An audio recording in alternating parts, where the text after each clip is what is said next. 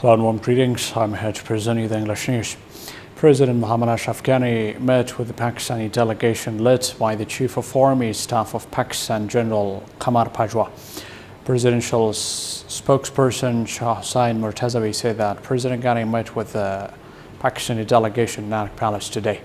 He said the two sides discussed the implementation of Afghanistan-Pakistan Action Plan for Peace and Solidarity, as well as fight against terrorism. Murtazawi further added that the two sides also had talks regarding the reduction and peace process led by the Afghans. This comes as the Afghan delegation led by the Afghan National Security Advisor Mohammad Hanif Atmar last month visited Pakistan for the bilateral talks in the framework of Afghanistan-Pakistan Action Plan for Peace and Solidarity.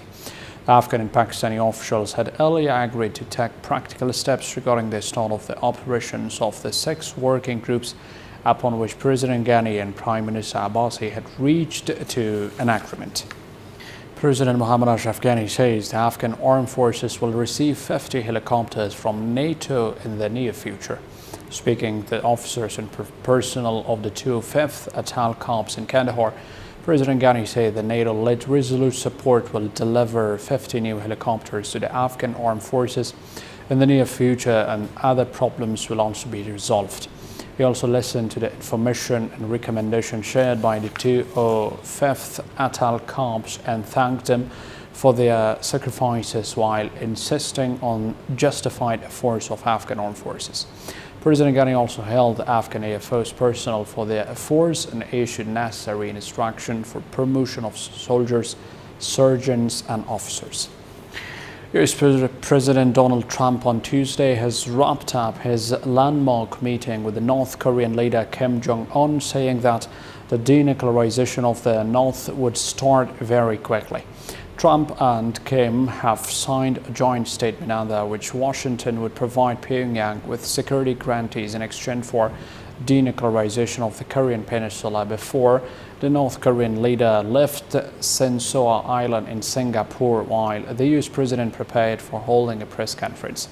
According to a statement, the two countries would proceed with follow-on negotiations between US Secretary of State Mike Pompeo and senior North Korean official at the earliest possible date to implement the outcomes, the New York Times reported.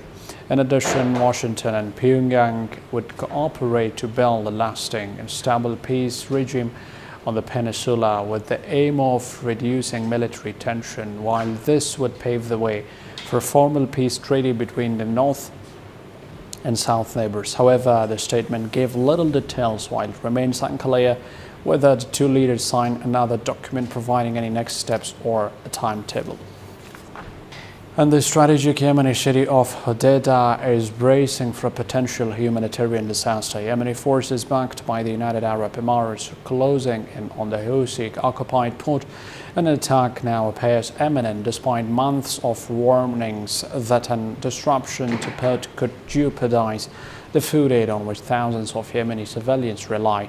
Hodeidah is the point of entry for approximately 80% of the humanitarian aid to Yemen, a country on the brink of famine where more than 3 out of 4 people receive food aid, making a dire situation worse. Aid groups and international organizations are increasingly poorly positioned to respond. Diplomats have been working for weeks on a deal which the Houthis would cede control of port to the United Nations, but no agreement has been reached. Thank you. That was a brief. Have a good night. Bye.